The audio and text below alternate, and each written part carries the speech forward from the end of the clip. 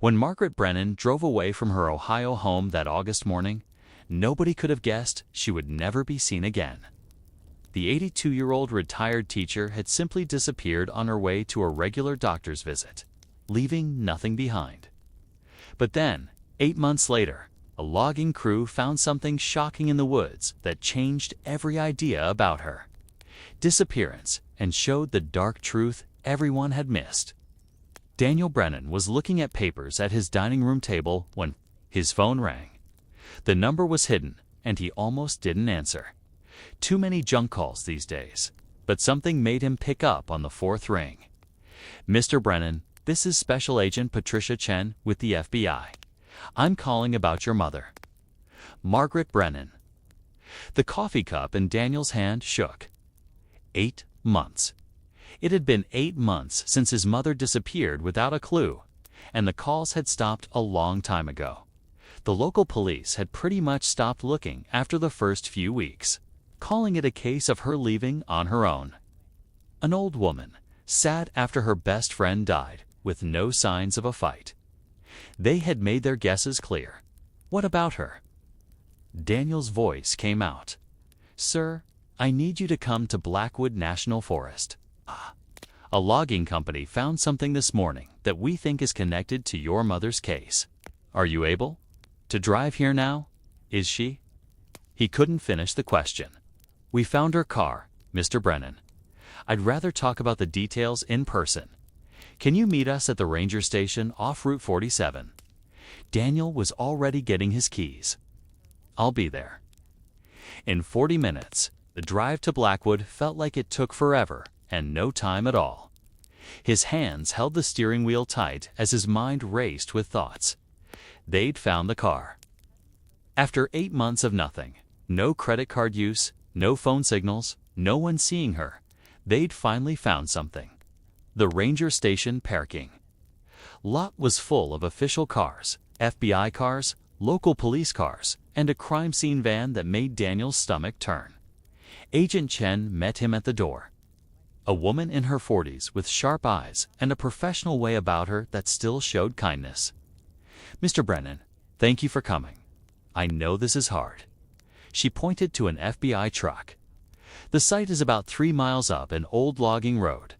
I'll drive us there and tell you what we know." As they drove on the bumpy forest road, Agent Chen told him what happened. A logging company was checking the area for a new road when they found a car buried under what looked like a landslide.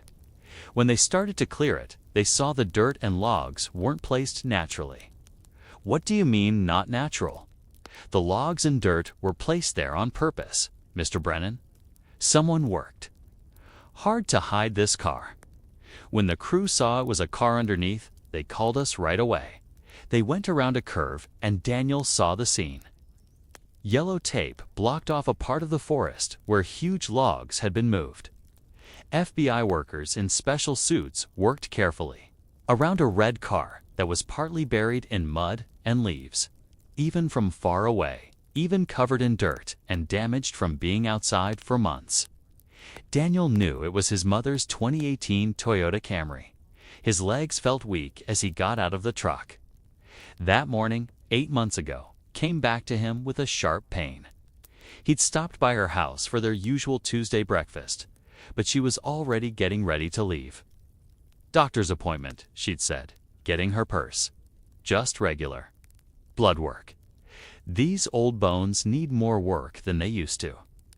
He'd offered to drive her, but she'd said no.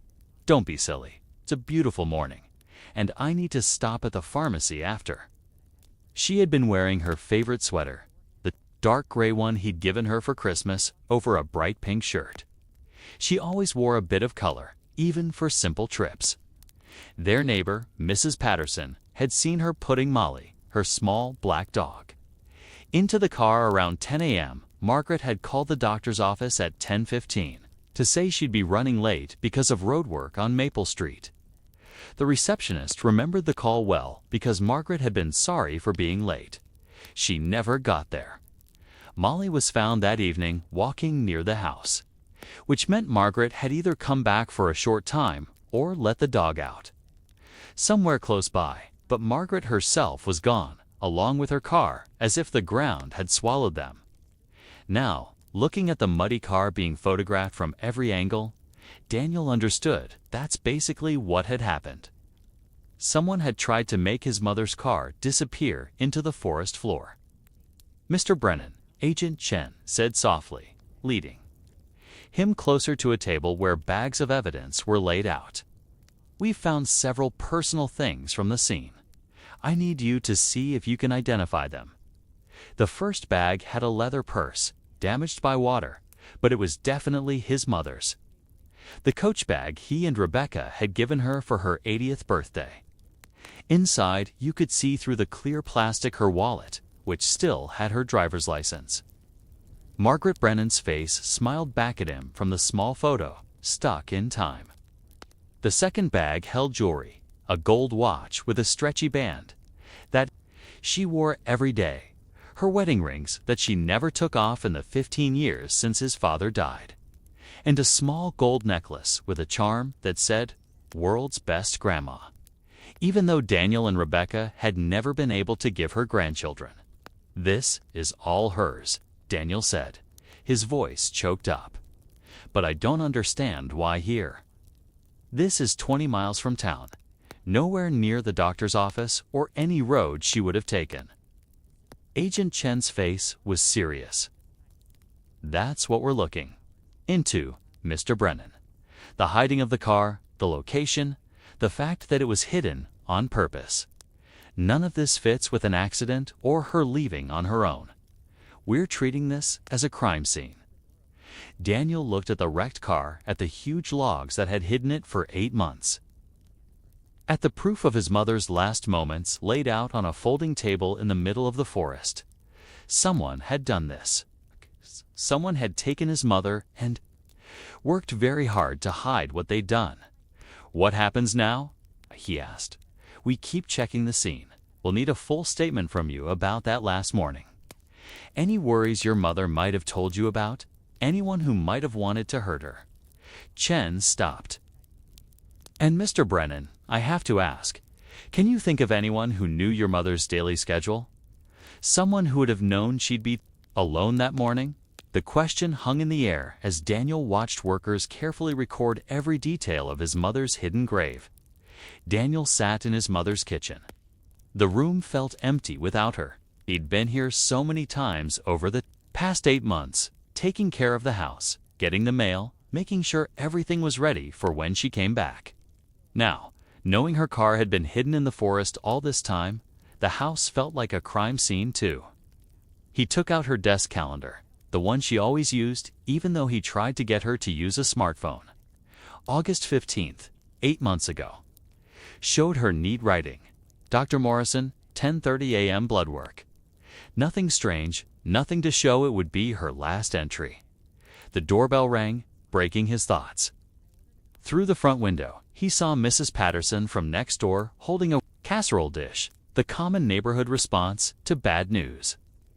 "Daniel, I saw you were here," she said when he opened the door. "I heard about what they found. I'm so sorry." He took the dish, feeling numb.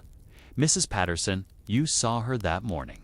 The police said you were the last person." "I've thought about it 1,000 times," the old woman said, wringing her hands. "It was just after 10 o'clock. I was watering my roses when Margaret came out. She had Molly with her, which I thought was strange for a doctor's appointment. Did she say anything?" "She seemed in a hurry. Said something about road work making her take the long way, so she was bringing Molly along for the ride instead." Of leaving her alone for too long, Mrs. Patterson's eyes filled with tears. "She asked if I could check on Molly if she was later than she expected. That's why I went looking that evening when I saw her car wasn't back." "The road work," Daniel pushed. "Did she say where?" "Maple Street. I think they were fixing water pipes that whole week. Traffic was really bad. I stayed away from that area myself." After Mrs. Patterson left, Daniel called the city planning office. "Yes," they said.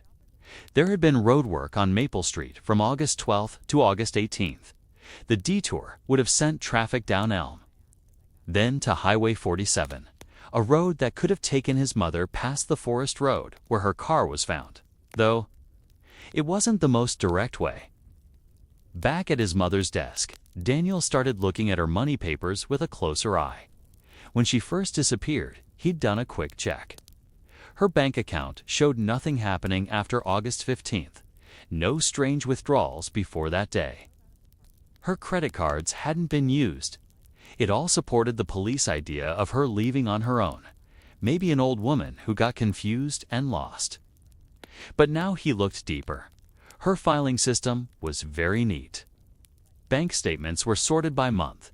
Bills were marked as paid with check numbers written down. He pulled out the folder marked Household Services. There was the lawn service, paid every month.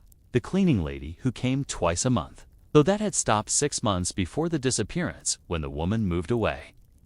And there, a newer thing in the folder. Ashley Kovac, Caregiver Services. Daniel stared at the bills. His mother had hired a caregiver. She'd never said anything. The bills showed visits twice a week, starting in January, 8 months before. She disappeared. The services listed were managing medicine, running errands, company, and light housework. The price was fair, $25 an hour, usually for 3 to 4 hours a visit. He found cashed checks made out to Ashley Kovac, all in his mother's careful handwriting. The last one was dated August 1st, 2 weeks before she disappeared. But something was wrong. In the notes of her checkbook, his mother had written a question mark next to the July payment. And next to the August entry, she'd written check amount. Daniel's phone buzzed. It was Rebecca, checking on him. "How are you doing? Do you need me to come over? I'm at Mom's house." "Did you know she hired a caregiver?" "A caregiver? No, she never mentioned that. She seemed to be doing fine on her own." That's what Daniel had thought too. His mother was very independent for 82, still driving, still taking care of her house and garden. She'd been sad after her friend Eleanor died, but she'd been seeing a therapist and seemed to be getting better. Why would she need a caregiver? He looked at the bills more carefully. Ashley Kovac's address was an apartment building on the south side of town. No company name, just her personal information. A phone number with a local area code. Something about those question marks in the checkbook bothered him. His mother was very careful with money, having managed the family's money for over 50 years. If she was questioning amounts, something had been wrong. Daniel gathered the caregiver bills and checkbook. Tomorrow, he'd find Ashley Kovac, after 8 months of no answers. He finally had something to follow. Daniel was still looking at his mother's money papers the next morning when his phone rang. The number was one he didn't know, but it was local. "Hello, is this Daniel Brennan?" The woman's voice was young and professional. "This is Ashley Kovac. I was your mother's caregiver. I just saw the news about them finding her car. I'm so very sorry." Daniel sat up straight in his chair.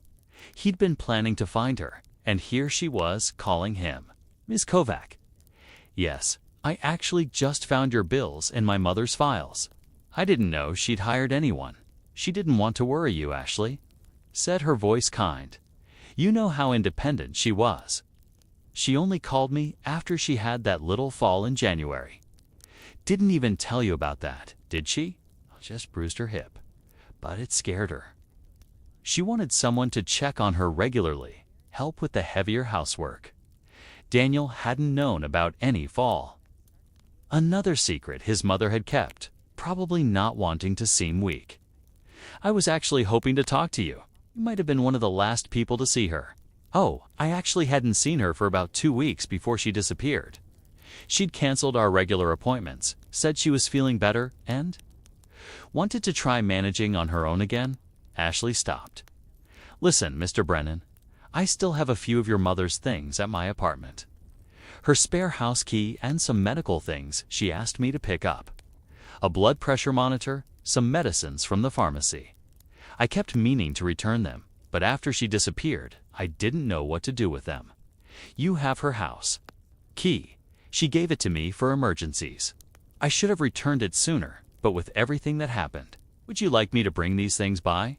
I could drop them off at her house if you're going to be there." Daniel looked at the pile of money papers spread across the dining table. "Actually, that would be helpful. I'm here now trying to go through all her paperwork. It's a lot." I never realized how much she handled. "Oh, I can imagine. Your mother kept very neat records. I used to help her file things sometimes." Ashley's voice sounded brighter. "I could help you organize them if you'd like. I know her system pretty well. That's kind of you to offer. When could you come by?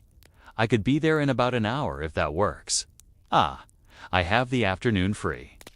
After hanging up, Daniel felt a mix of relief and worry. Ashley seemed helpful and caring, exactly the kind of person his mother would have trusted. But those question marks in the checkbook still bothered him. An hour later, a silver Honda Civic pulled into the driveway. Ashley Kovac was younger than Daniel had thought, in her late 20s, with blonde hair pulled back in a neat ponytail. She wore nice jeans and a blazer that looked expensive. As she walked up the front path holding a canvas bag, something caught the afternoon sun. Diamond earrings, big ones. "Mr. Brennan," she said, holding out her hand. "I'm so glad to finally meet you, though I wish it were under better circumstances." Her handshake was firm and sure. Up close, Daniel noticed her designer handbag and the Rolex on her wrist.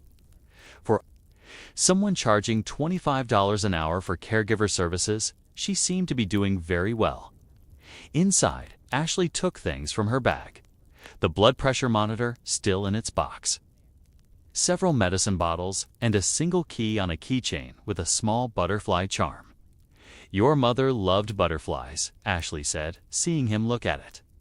"She had that beautiful garden out back with all the butterfly bushes." It was true. It was a specific detail that only someone who'd spent time here would know. Daniel felt bad for his quick suspicion about her jewelry. Maybe she had family, money, or another job. Ashley looked at the papers covering the dining table. "Oh my, you really do have a lot of work to do. Your mother kept everything so organized, but I imagine it's still a lot if you don't know her system. Especially the money stuff," Daniel admitted. "I'm not even sure what I'm looking for." Ashley moved closer to the table, looking at the papers. She was worried about money those last weeks, you know? Kept asking me if I thought she was being charged too much for things, if her utility bills seemed high. I told her everything looked normal to me, but she seemed worried about it. Daniel frowned. Worried about money? Mom had a great pension from teaching, plus Dad's life insurance and their investments. She was very comfortable. "Oh, I'm sure." "You're right," Ashley said quickly. "Maybe I misunderstood. She might have just been checking things. You know how careful the older generation is about waste." But Daniel's mother had never worried about money in her life. His father had been a successful insurance agent, and they'd lived simply. The house was paid off years ago. She gave a lot of money to charities, never argued about prices, and had often said her biggest money worry was figuring out how to spend it all before she died. "Here," Ashley said, starting to sort papers into piles. "Let me help you get this organized. Medical receipts here. Utilities here. Bank statements here. Your mother taught me her filing system. She was very particular about it." Daniel watched. As Ashley quickly sorted the papers, her manicured nails, another expensive detail, moved fast through the papers. She did seem to know the system, but something felt wrong about her saying his mother had been worried about money. It was so completely unlike her. Still, Ashley was here helping, being kind, and she had worked for his mother for months.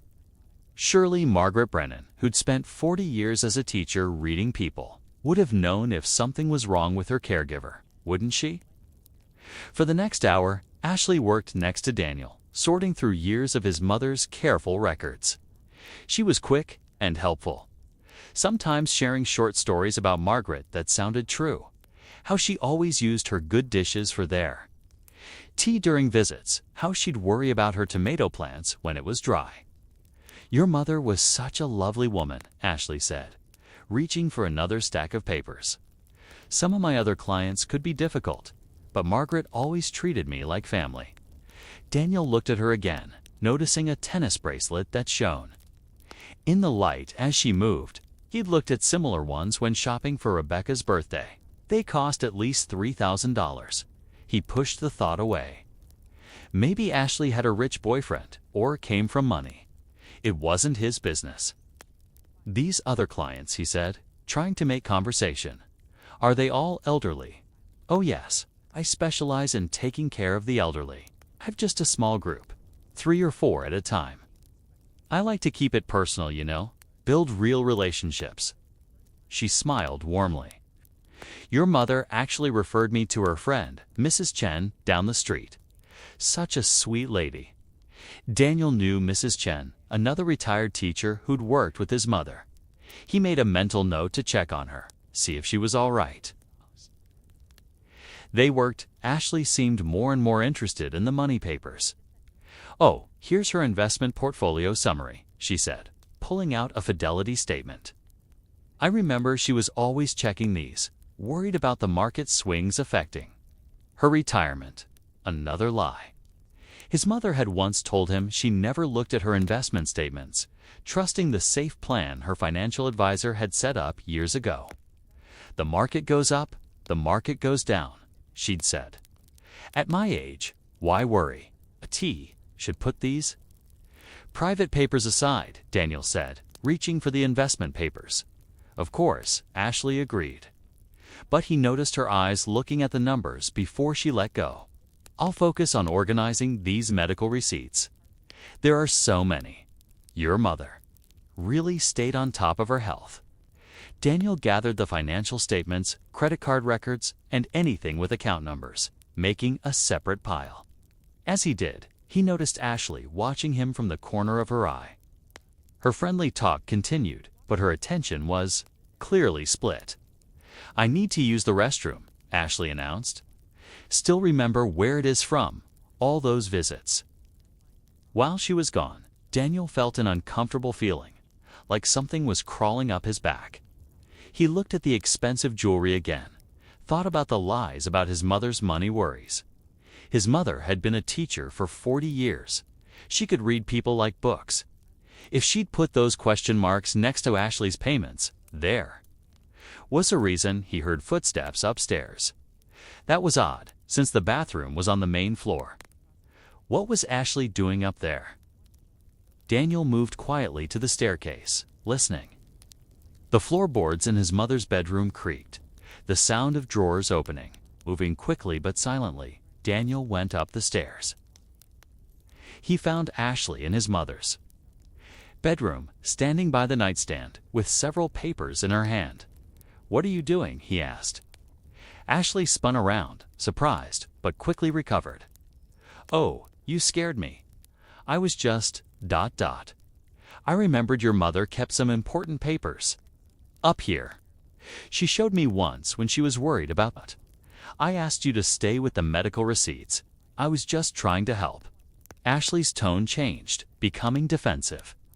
"Your mother often had me help her find important papers. I thought I could save you some time."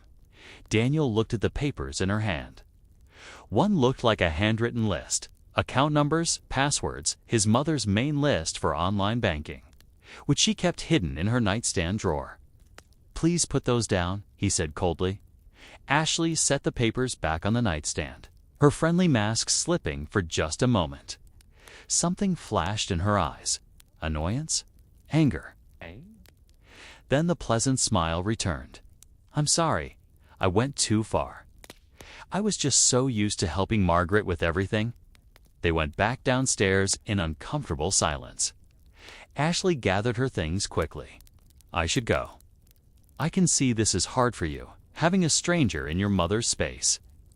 "Thank you for returning her things," Daniel managed to say, his mind racing. After she left, Daniel went straight back to his mother's bedroom. The main list was where Ashley had placed it, but several other drawers had clearly been messed with. His mother's jewelry box had been moved slightly. Nothing seemed to be missing, but someone had definitely been searching. Then he noticed the closet door was slightly open. Inside, barely seen behind hanging clothes, was his mother's safe. She'd shown it to him once, made sure he knew the combination in case something happened to her. The digital screen was dark, which was normal. But when Daniel touched the keypad to turn it on, an error message appeared. Access denied. 3 incorrect attempts. Key override required. His blood ran cold. The safe would only show this message if someone had tried and failed to open it 3 times in a row. The attempts were recent, within the last hour, based on the system's timeout. Only one person had been upstairs alone. Daniel's hands shook as he reached for his phone. Ashley. Kovac hadn't just been his mother's caregiver. She'd been stealing from her, or trying to. The questioned payments in the checkbook suddenly made perfect sense. His mother had found out something was wrong. He started to dial 911, then stopped. What would he say? That his mother's former caregiver had tried to open a safe. Ashley could claim his mother had asked her to open it months ago. He had no real proof of anything happening right now, but he knew with the same certainty he'd felt when Agent Chen showed him the car that was hidden on purpose that Ashley Kovac was connected to his mother's disappearance. The woman who had sat in this house drinking tea with his mother, earning her trust, had been stealing from her. And when Margaret had started questioning the payments, putting those careful marks in her checkbook, a sound from downstairs made Daniel freeze. A splintering crack, then the back door. He heard the familiar creak of those old hinges. He'd locked it after Ashley left. He was sure of it. Moving as quietly as he could, Daniel crept to the top of the stairs. He could hear movement in the kitchen drawers being opened. Not the careful sounds of someone trying to be quiet, but quick, rushed searching. His phone was in his hand. He should call the police, but the sounds were moving closer to the staircase, and if he spoke, whoever was down there would hear him. Daniel looked around desperately for something to defend himself with. His mother's brass reading lamp, heavy and solid. He gripped it like a weapon and started down the stairs, trying to remember which steps creaked. The sounds from the kitchen had stopped. Either the person had found what they were looking for, or they'd heard him. Daniel reached the bottom of the stairs and looked around the corner. The kitchen seemed empty, but the back door was wide open with afternoon sunlight pouring in.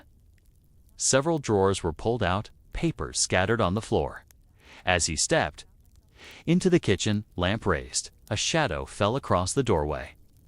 A man stood there, tall and muscular. In his late 20s or early 30s, he wore work clothes splattered with what looked like concrete, and his face was cold and determined. "You must be the son," the man said, stepping inside. Ashley said, "You might be a problem." Before Daniel could answer or do anything, the man rushed him. Daniel swung the brass lamp with all his might, but the man was faster. The younger man ducked under the swing and crashed into Daniel's stomach, pushing him backward into the kitchen counter. The lamp fell to the floor as Daniel struggled to breathe, the air knocked out of him. "Should have minded your own business." The man growled, pinning Daniel against the counter with one strong arm across his throat.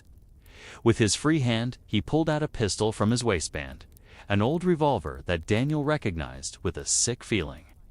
His father's service weapon, from his army days, kept in the bedroom closet. "That's my father's gun," Daniel gasped. "Your mom showed Ashley where everything was," the man said, pressing the barrel against Daniel's ribs. "Trusting old lady to trusting. Now move. We're going downstairs." The man forced him toward the basement door, the gun never moving. Daniel's mind raced. This man knew Ashley, knew about the gun, and had clearly been in the house before. The pieces were coming together in the worst possible way. The basement was finished, turned years ago, into a playroom where Daniel and his sister had played as kids. Now the man shoved him toward an old wooden chair near the water heater. "Sit," the man ordered. When Daniel didn't move, the man hit him across the face with the gun barrel. Pain shot through Daniel's cheek as he stumbled into the chair. The man took out zip ties from his pocket. He'd come ready. He tied Daniel's wrists behind the chair back, then his ankles to the chair legs. "Ashley's on her way back," the man said, checking his phone. "You couldn't just let things be, could you? She said you were getting suspicious, going through all those papers, finding things you shouldn't." "What did you do to my mother?" Daniel demanded, tasting blood from his split lip. The man laughed, a nasty sound. "Your mother did it to herself." Started questioning every little charge, going through her bank statements like some kind of detective. Ashley was careful for over a year, just small amounts here and there. But your mom noticed, threatened to call the police, report Ashley to Adult Protective Services. Daniel's stomach turned. His mother had found out about the theft. Those question marks in the checkbook weren't just feelings. They were proof. She was building. The basement door opened and Ashley's heels clicked on the wooden stairs. She appeared, looking stressed, her earlier calm completely gone. "His wife knows they had dinner plans," she said to the man. "She come looking when he doesn't show up. So, we'll be ready for her," the man replied. "How long do we have?" Ashley checked her phone. He was supposed to meet her at 6 o'clock. It's 5:15 now. Plenty of time. The man turned back to Daniel. "Here's what's going to happen. You're going to give us the combination to your mother's safe. We know she told you." She told Ashley all about how responsible her son was, how you had all her important information in case of emergency. "Go to hell," Daniel spat. The man backhanded him without thinking, splitting his lip further. "Wrong answer. See, we need what's in that safe. Your mom had bonds in there, cash, her really valuable jewelry, probably 50 grand worth. Easy, that was always the plan. Build trust, get access, clean her out, and move on to the next lonely old lady." But she caught on, Ashley added, walking back and forth nervously. Started writing everything down, said she was building a case. We couldn't let her ruin everything. The full horror of it hit Daniel like a punch. "You killed her. You killed my mother because she caught you stealing. We didn't have a choice." Ashley's voice went high and thin. "She called me that morning. Said she had proof, copies of fake checks I'd written. Told me to meet her, or she was going straight to the police." What were we supposed to do? Daniel felt tears burning his eyes. His mother's last morning. She'd been planning to face her caregiver, probably hoping to solve it quietly. Give Ashley a chance to make things right. Instead, she never made it to the doctor, he said, his voice empty. "No," the man confirmed. "Ashley called me, freaking out. We stopped her on that construction detour, used your dad's gun to force her to drive to the forest. Made it look like she went willingly. No signs of a fight at the house, no one saw. Just an old lady who disappeared. You shot her." "It wasn't a question. It was quick," the man said, as if that mattered. More than she deserved.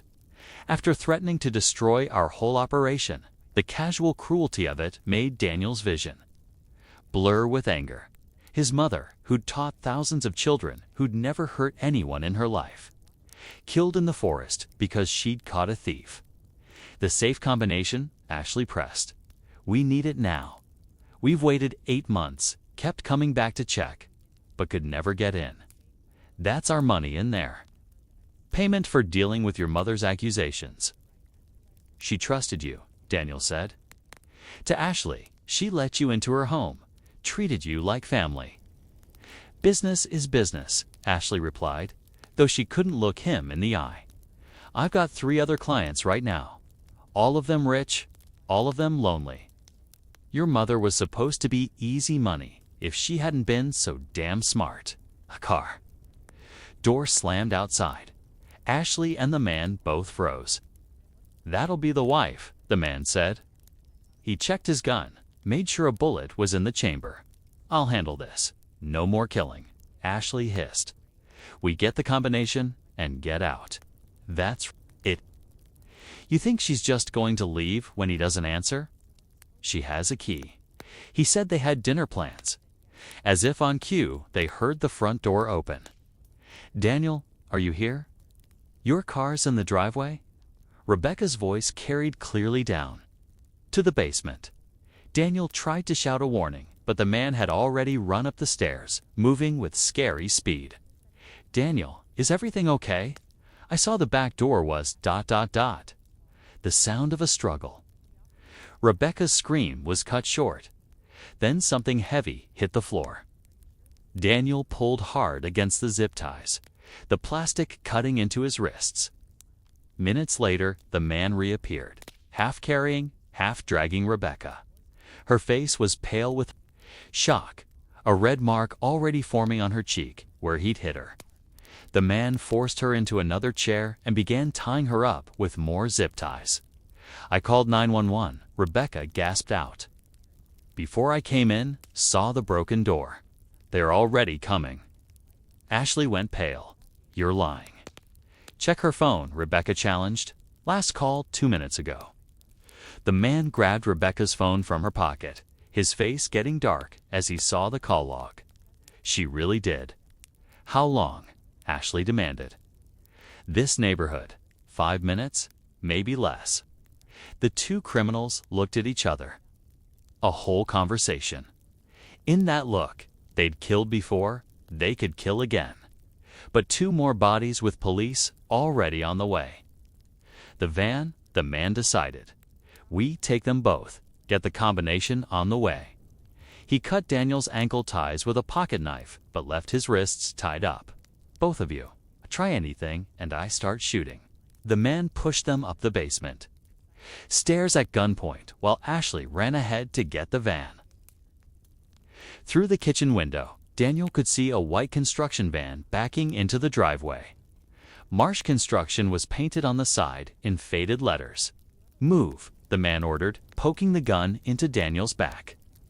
As they stumbled through the kitchen, Daniel noticed Ashley had grabbed a blue tarp from somewhere. The same kind contractors used. His stomach turned as he realized what it was for. They weren't planning on driving them anywhere alive. Rebecca must have had the same thought. "They're going to kill us anyway," she said to Daniel. "Just like your mom." "Shut up," the man snapped. But he was clearly nervous. In the distance, they could hear sirens, still faint, but getting louder. Ashley threw open the van's back doors. The back was empty except for tools and more blue tarps. "Get them in. Hurry." The man shoved Rebecca in first, then Daniel.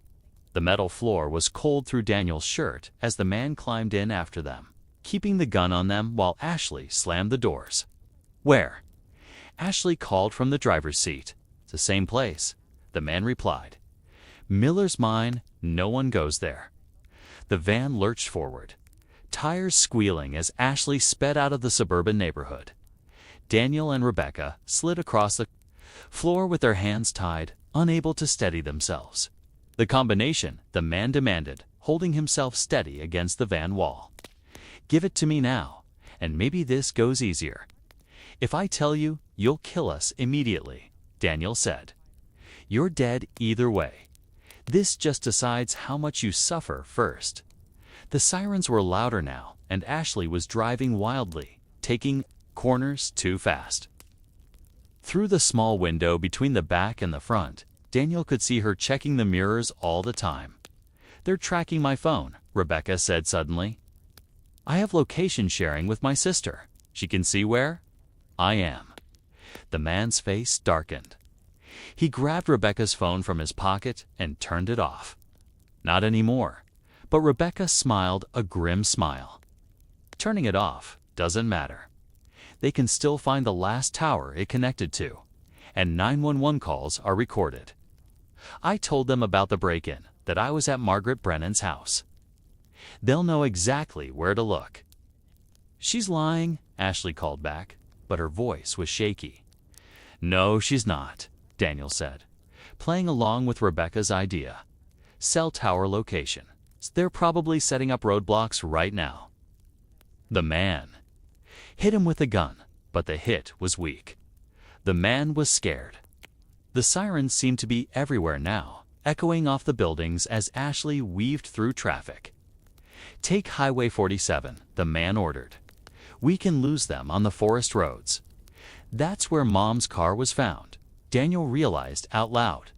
"You're taking us to the same area." "Shut up." Ashley got on the highway, speeding past other cars. But as they went over a hill, brake lights lit up ahead, a sea of red stretching into the distance. Traffic was stopped. What the hell? Ashley slammed on the brakes, throwing everyone forward. Through the windshield, Daniel could see the reason.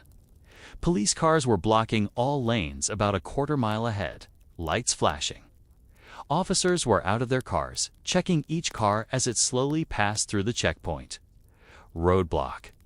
The man breathed. They actually set up a roadblock. "Back up," he shouted to Ashley. "Turn around. I can't." There's traffic behind. U.S. They were trapped. Cars ahead, cars behind. Concrete walls on both sides of the highway. Ashley's panicked breathing could be heard from the front seat. "The forest exit," the man said suddenly. "Before the roadblock, pull off there." Ashley jerked the wheel right, cutting off another car as she swerved toward an exit ramp. The van tilted dangerously as she took the curve too fast. They were on a two-lane forest road now, the same one that led to where Margaret's car had been found. "They'll follow us," Ashley said, her voice high with panic.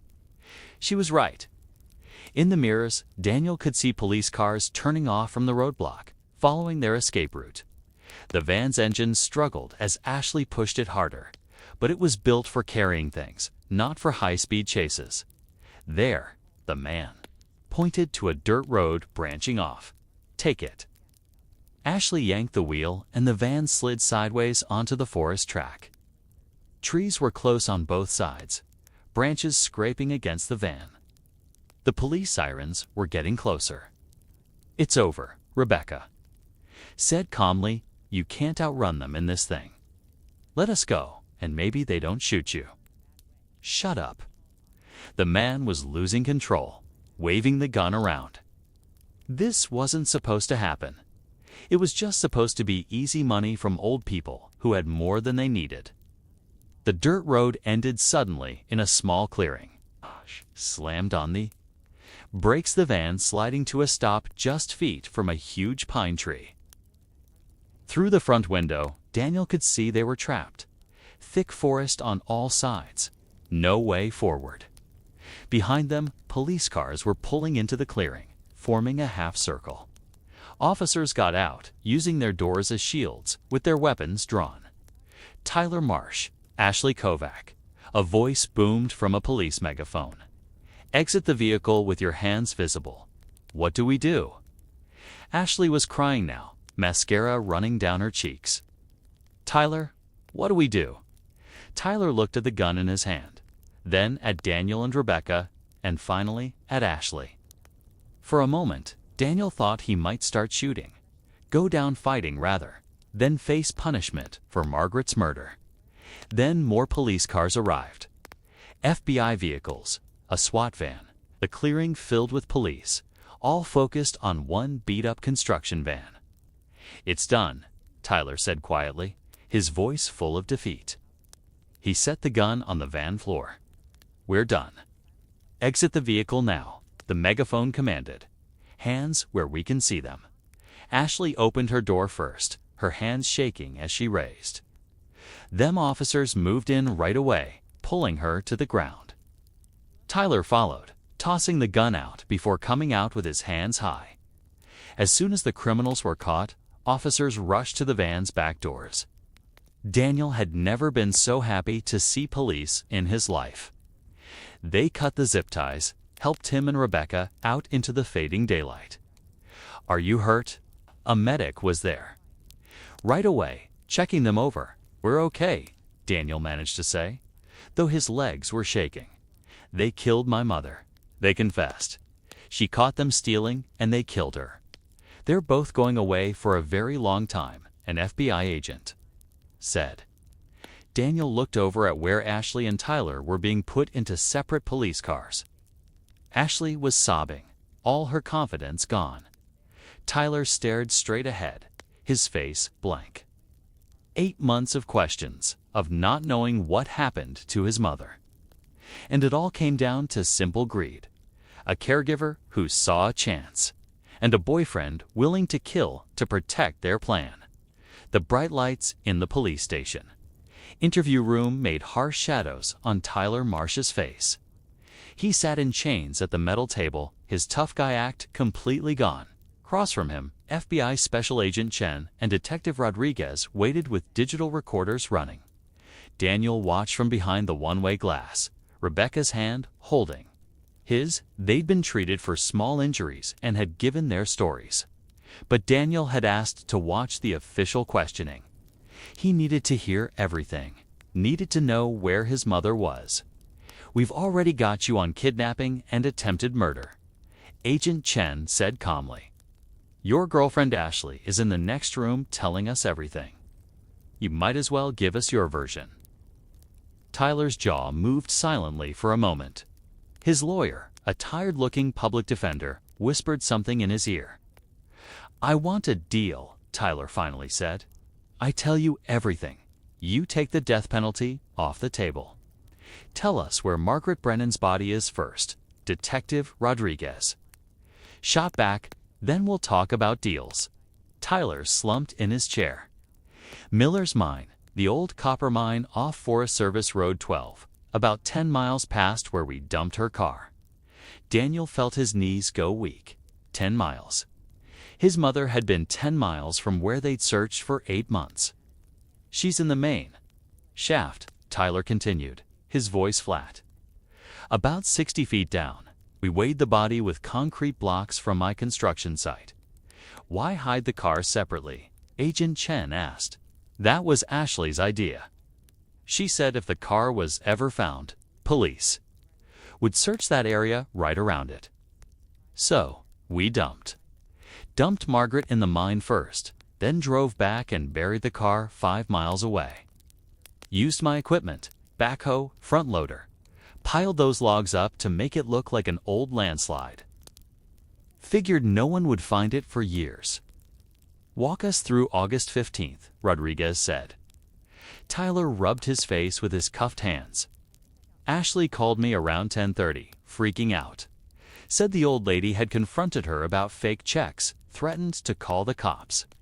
Margaret had told Ashley to meet her at the house or she'd go straight to the police. But Margaret never made it home. Number Ashley had a key. Let herself in. Found the old man's gun in the bedroom closet. Ashley knew where everything was in that house. When Margaret called the doctor's office about the construction delay, Ashley told me to stop her on the detour route." "How did you know which way she'd go?" Ashley had been her caregiver for over a year, knew all her habits, her roads. "The construction on Maple meant she'd take Elm to Highway 47. I waited at the intersection with Foster Road. Followed her when she passed." Agent Chen leaned forward. "Then what?" "I flashed my lights, honked. She recognized me. I'd been to the house before, fixed some stuff, told her Ashley had fallen at her house, was hurt, needed help. She followed me to a pull-off on the Forest Road." Daniel closed his eyes, imagining his trusting mother following this man. Worried about the young woman she'd tried to help. "As soon as she got out of the car, I showed her the gun, made her get in my van. Drove to the mine while Ashley followed in Margaret's car. She must have been terrified," Rodriguez said. Something flickered across Tyler's face. Guilt, maybe, or just annoyance at the memory. She kept saying she just wanted the stealing to stop, that she wouldn't press charges if Ashley returned the money. Even then, trying to be nice about it. But you killed her anyway. Couldn't let her go. She'd seen too much, knew too much. Ashley had stolen almost $40,000 by then from her and the other old people. We were planning to run. Had it all set? UP, fake IDs, tickets to Thailand, the works. Where are these documents? Chen asked. Storage unit on Riverside Drive, Unit 47. Ashley has the key. In the observation room, Daniel heard another detective radio the information to a search team. Within minutes, they'd have the proof. The other victims, Rodriguez pressed. Mrs. Chen, Mr. Walters, Mrs. DeFranco.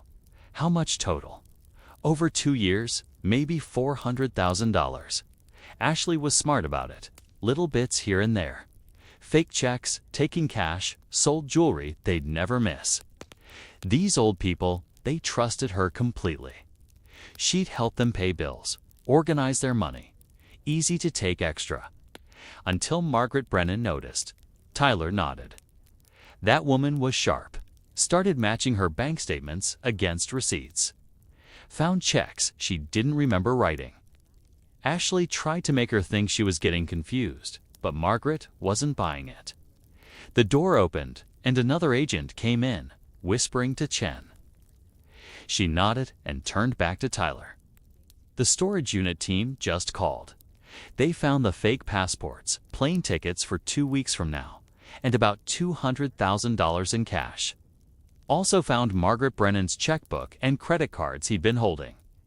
On two, Tyler's lawyer whispered urgently in his ear again, but Tyler waved him off. Look, I'm done lying. Yes, we killed her. Yes, we were robbing old people. Yes, we were going to run. Ashley can cry and blame me all she wants, but she was the boss. I just did the dirty work. One more thing, Chen said. Why keep going after elderly clients after Margaret's murder? Why not run right away? Needed more money. Thailand's expensive if you want to disappear for good. And Ashley said, no one suspected us. Margaret's disappearance looked like she left on her own. The cops weren't looking into the thefts. We figured we had time. A knock on the interrogation room door. Another agent leaned in. We've got teams at the mine. Cadaver dogs are alerting. At the main shaft, Kaniel turned away from the window, unable to watch anymore. His mother was in a mine shaft, had been there for 8 months while he'd hoped and prayed and searched. All because she'd noticed someone stealing from her and had the courage to face them. You okay? Rebecca asked softly. They'll bring her home, Daniel said, his voice choked up. We can finally have a real funeral. She deserves that. Through the glass, Tyler was signing his confession, page after page explaining the theft ring, the murder, the cover-up. Ashley's confession in the next room would match it, both criminals eager to blame the other for the worst parts. But Daniel knew the truth now. His mother had died because she'd trusted the wrong person, because she'd opened her home to someone who saw her only as a target.